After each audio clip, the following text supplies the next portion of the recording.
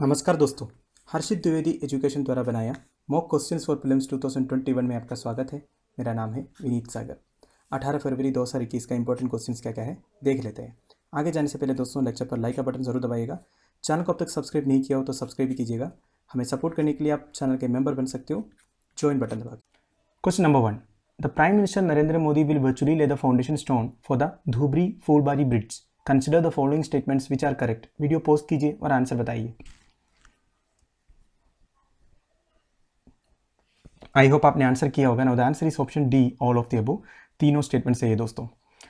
Explanation देखते हैं दोस्तों। न्यूज़ आया था, prime minister Narendra Modi will virtually lay the foundation stone for Dhubri Phulbari bridge. देखो दोस्तों, धुबरी फूलबारी ब्रिज दो स्टेट को कनेक्ट करेगा। कौन कौन सा? एक आसाम है और एक मेघालय है। अब देखो, एक हाईवे भी है इसके साथ साथ, NH 127B। ठीक है, ये भी ध्यान दीजिएगा। PM विल ऑल्सो ले the foundation stone for a 4 lane Dhubri Phulbari bridge. देखो, ये 4 लेन ब्रिज होगा, ये जब बनेगा 2026 तक बन जाएगा, तब ये इंडिया का सबसे बड़ा ब्रिज होगा, सबसे लेंथी ब्रिज होगा। ठीक है, this bridge will be constructed on NH 127B। अब देखो, इसकी डिटेल से तो लिखा है, पढ़ लीजिएगा। वैसे आसाम टू मेघालय दोस्तों। देखो, Dhola Sadiya bridge also known as the Bhupen Hazarika Setu is the India's longest bridge. अभी इंडिया का लॉन्गेस्ट ब्रिज कौन सा है? धौला सदिया ब्रिज है, जिसको भूपेन हजारिका ब्रिज भी बोलते हैं। ठीक है, इसका लेंथ जो है 9.15 किलोमीटर है। ये आसाम एंड अरुणाचल प्रदेश को कनेक्ट करते हैं। ठीक है, ये इनोग्रेट किया था PM नरेंद्र मोदी ही इनोग्रेट किए थे। तो अभी जो धुबरी फूलबारी ब्रिज बन रहा है, ये आसाम और मेघालय को कनेक्ट करेगा, ब्रह्मपुत्र रिवर के ऊपर से होगा। और जो करंटली सबसे लेंथी ब्रिज जो है धौला सदिया ब्रिज, जिसको भूपेन हजारिका ब्रिज भी बोलते हैं, भूपेन हजारिका एक सिंगर थे आसाम के, ये 9.15 किलोमीटर का है। अब हमारे स्टेटमेंट्स में चलते हैं दोस्तों। Bridge is set to come between Assam and Meghalaya over Brahmaputra river. बिल्कुल सही। Dhubri Phulbari bridge plan to be completed by 2026-27। देखो, इतना 5 साल तो लगेगा बनने में। इंडिया लॉन्गेस्ट ब्रिज रहेगा, 19 किलोमीटर का लेंथ होगा। बिल्कुल सही। Currently Dhola Sadiya bridge which connects Assam and Arunachal Pradesh, ये लॉन्गेस्ट ब्रिज है। ठीक है, तो all of the above is the answer. Question number 2. India is all set to host the virtual health secretary level meeting with the member countries of South Asian Association for Regional Cooperation (SARC). Consider the following statements which are correct. Video post कीजिए और answer बताइए।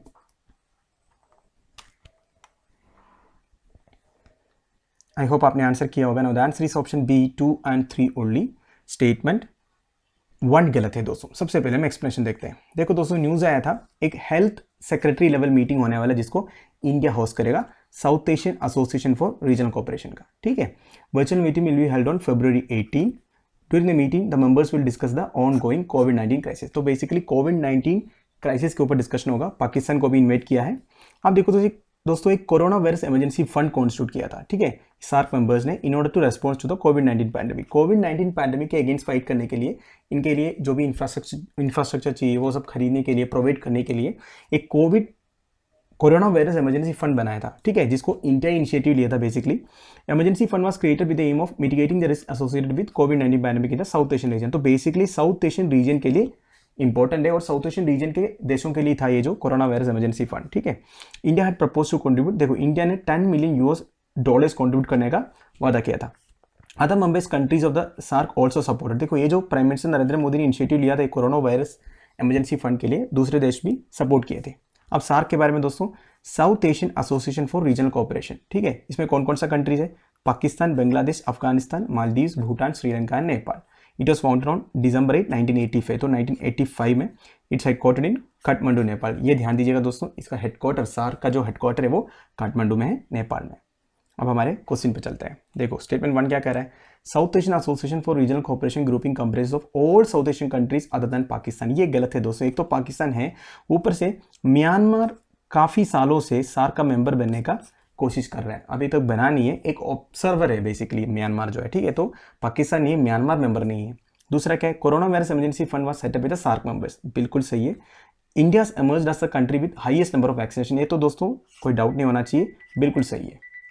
Question number 3, the union cabinet has approved the amendments to the juvenile justice care and protection of children act 2015 on February 17, 2021. Consider the following statements regarding Juvenile Justice Care and Protection of Children Act 2015 which are correct. Video post कीजिए और answer बताइए। I hope आपने answer किया होगा ना। The answer is option C, 2 and 3 only. Statement 1 गलत है। ये न्यूज़ सुबह हर्षित सर ने डेली न्यूज़ वाले वीडियो में कवर किया है। मेजर पॉइंट्स मैं और एक बार आपके लिए बता देता हूँ। देखो, यूनियन कैबिनेट ने amendments to the juvenile justice care and protection of children act 2015 approve किया है, ठीक है। अब देखो, ये अमेंडमेंट के हिसाब से डीएम जो डिस्ट्रिक्ट मजिस्ट्रेट्स होते हैं and ADM will monitor the functioning of agencies which are implementing this act in each district. Basically बच्चों का देखभाल करने के लिए चाइल्ड प्रोटेक्शन यूनिट जो रहते हैं हर डिस्ट्रिक्ट में, उनका जो अथॉरिटी रहेगा उसको कंट्रोल करेगा पीछे डिस्ट्रिक्ट मजिस्ट्रेट और assistant district magistrate, sorry additional district magistrates. अब देखो, after this amendment child protection unit of districts will function under the DM, ठीक है। जितने भी चाइल्ड प्रोटेक्शन यूनिट होगा हर एक डिस्ट्रिक्ट में जो रहता है वो डीएम के अंदर फंक्शन होगा। अब देखो, juvenile justice care and protection of children act 2015 के बारे में दोस्तों, ये बड़ा कंट्रोवर्शियल एक लॉ था, क्योंकि इसमें all juveniles age 16 to 18 who are in conflict with law and involved in heinous offenses to be tried as adults। देखो, ये एक्ट में ऐसे एक अमेंडमेंट लाया था 2015 वाले में कि 16 से 18 साल के बीच में जो जुवेनाइल होंगे, जुवेनाइल मतलब जो 18 साल के नीचे हैं, तो 16 से 18 साल के बीच में जो जुवेनाइल बच्चे होंगे वो अगर कोई बड़ा सा क्राइम किया तो अडल्ट जैसा उनको भी ट्रीट किया जाएगा, ठीक है। जैसे 18 साल से ऊपर वाले कोई एक हीनियस क्राइम करने से जो पनिशमेंट मिलेगा उनको भी ऐसे ट्रीट करने के लिए ये जो अमेंडमेंट जो 2015 में लाया था उसमें प्रोविजन था, ठीक है। अब सेंट्रल अडॉप्शन रिसोर्स अथॉरिटी के बारे में, बेसिकली ये जो सेंट्रल अडॉप्शन रिसोर्स अथॉरिटी है ये एक स्टैट्यूटरी अथॉरिटी है ministry of women and child development के अंदर। ये इंपॉर्टेंट है, याद रखिएगा, ठीक है। It was establish in 1990, is a nodal body for adoption of Indian children, ठीक है। बच्चों को अडॉप्ट करते हैं ना, उसके लिए एक नोडल बॉडी है सेंट्रल अडॉप्शन रिसोर्स अथॉरिटी, ध्यान दीजिएगा। It also monitors and regulate the in country and inter country adoption, देश के अंदर और देश के बाहर जितने भी अडॉप्शन होते हैं उसको मॉनिटर करते हैं गवर्नमेंट की तरफ से एक एजेंसी है सेंट्रल अडॉप्शन रिसोर्स अथॉरिटी। अब हमारे क्वेश्चन पे आते हैं। देखो दोस्तों, पहला क्या है, amendment proposes that parliamentary standing committee will monitor the function of agencies. ये गलत है दोस्तों, एक्चुअली डीएम मॉनिटर करेगा एडीएम के साथ, ठीक है। स्टेटमेंट 2 क्या है, act allows the juveniles age 16 to 18 who are in conflict with law are involved in heinous offences. ये बिल्कुल सही है, मैंने अभी बोला आपको 16 to 18। Central adoption resource authority is an autonomous and statutory body under the ministry of women and child development, ठीक है। तो ये 2 and 3 बिल्कुल सही है। Question number 4. Arrange the following commodities in terms of tax bracket under GST regime, starting from the lowest. Video post कीजिए और answer बताइए। आई होप आपने आंसर किया होगा। Now the answer is 1, 2, 3, 4। देखो दोस्तों, ये जो जीएसटी ब्रैकेट है मतलब एक एक कॉमोडिटीज को एक एक ब्रैकेट में डाला है। कुछ कॉमोडिटीज को सबसे लोवेस्ट में, कुछ कॉमोडिटीज को सबसे हाईएस्ट में। देखो 5 ब्रैकेट है, एक है 0.25%, एक है 5%, एक 12%, 18%, 28%। दोस्तों अभी जो मैंने डाटा प्रोवाइड किया है ये फाइनल नहीं है, क्योंकि हर एक जीएसटी काउंसिल मीटिंग के बाद कुछ ना कुछ चेंजेस लाते हैं गवर्नमेंट, ठीक है। तो इसी को ही आप पढ़ के मत जाइएगा, एग्जामिनेशन से पहले जो जीएसटी काउंसिल मीटिंग होगा ना उस पर भी थोड़ा ध्यान दीजिएगा।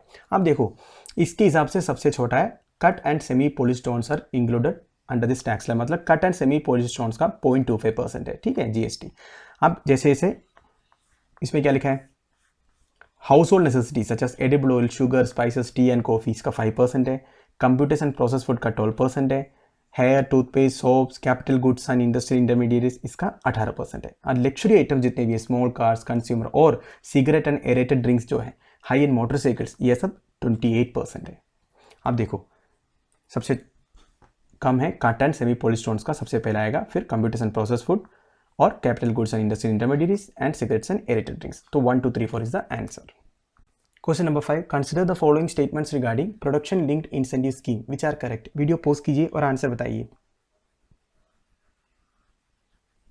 आई होप आपने आंसर किया होगा। Now the answer is option C 1 and 3 only. Statement 2 गलत है। सबसे पहले हम एक्सप्लेनेशन देखते हैं दोस्तों PLI स्कीम के बारे में ऑलरेडी एक वीडियो बना रखा है हर्षित द्विवेदी सर। आप हर्षित द्विवेदी के साथ PLI स्कीम सर्च कीजिए, आपको मिल जाएगा हमारे चैनल में वीडियो, आपको पूरी जानकारी मिल जाएगा PLI स्कीम के बारे में। तो अभी रिसेंटली न्यूज़ आया था cabinet approve 12,000 crore PLI scheme for telecom sector. देखो दोस्तों, कोई भी सेक्टर में PLI स्कीम अगर इंप्लीमेंट करना है तो इसके लिए फ्रेश अप्रूवल लेना पड़ता है यूनियन कैबिनेट का। तो सबसे लेटेस्ट है टेलीकॉम सेक्टर में भी PLI स्कीम ला गया। अब देखो दोस्तों, ऑलरेडी मोबाइल फोन सेक्टर में, अलाइड इक्विपमेंट मैन्युफैक्चरिंग में, फार्मास्यूटिकल इंग्रेडिएंट्स में, मेडिकल डिवाइसेस में, ये सब में ऑलरेडी PLI स्कीम इंप्लीमेंट किया हुआ है, ठीक ठीक है। अब देखो PLI scheme aims to boost domestic manufacturing को और बूस्ट देने के लिए एंड इंपोर्ट्स को कट डाउन करने के लिए by providing cash incentives on incremental sales. देखो सेल्स जैसे बढ़ता जाएगा कैश इंसेंटिव्स प्रोवाइड करेगा। देखो दोस्तों इसके बारे में मैं डीपली नहीं जा रहा हूं, आप पीएलआई स्कीम वाला वीडियो देख लीजिए, आपको पूरी जानकारी मिल जाएगा वैसे, ठीक है। और हमारे क्वेश्चन पे चलते हैं अभी। देखो PLI scheme aims to boost domestic manufacturing and cut down imports by providing cash incentives. बिल्कुल सही दोस्तों, पीएलआई स्कीम का बेसिक डेफिनेशन लिखा है। दूसरा क्या है, ministry of electronics and information technology is the single nodal ministry for implementation of PLI scheme. दोस्तों ये गलत है। देखो अगर इलेक्ट्रॉनिक्स एंड इंफॉर्मेशन से कंसर्न है तो ये मिनिस्ट्री इंप्लीमेंट करेगा, अगर दूसरा कोई सेक्टर है तो वही करेगा। तो ये is the single nodal agency जो लिखा है ना, ये गलत है। तीसरा क्या है, adding any sector of PLI scheme will require approval of union cabinet. ये बिल्कुल सही है दोस्तों, इंपॉर्टेंट भी है, ध्यान दीजिएगा। तो दोस्तों हमारे daily 5 mock questions for prelims इधर खत्म हो रहा है। कल एक क्वेश्चन पूछा था करेवा फॉर्मेशंस के बारे में, answer is option A north western Himalayas. आज का क्वेश्चन देख लीजिए, according to geological history arrange the following mountains of India in order of age starting from the oldest. तो सबसे ओल्डेस्ट माउंटेन कौन सा है उसके हिसाब से आप लिख दीजिए असेंडिंग ऑर्डर में। इस क्वेश्चन का आंसर आप मुझे कमेंट बॉक्स में बता दीजिएगा। तो दोस्तों हमारी वीडियो इधर बंद कर रहा हूँ। मैं उम्मीद करता हूँ आप लोगों को मेरी वीडियो से यूज़ हो रहा है। मैक्सिमम शेयर कीजिएगा दोस्तों, व्यूज़ को बढ़ाना है। जितने भी लोग ये वीडियो को देख रहे हैं लाइक एंड कमेंट के बिना मत जाइएगा दोस्तों। अब जितना लाइक एंड कमेंट करोगे उतना यूट्यूब हमारे वीडियोज़ को रिकमेंड करेंगे। लेक्चर के पीडीएफ एज यूजुअल आपको टेलीग्राम चैनल में मिल जाएगा, जिसका लिंक नीचे प्रोवाइडेड है। टेलीग्राम चैनल ज्वाइन कर दीजिए। Thank you for watching, bye bye, have a nice day.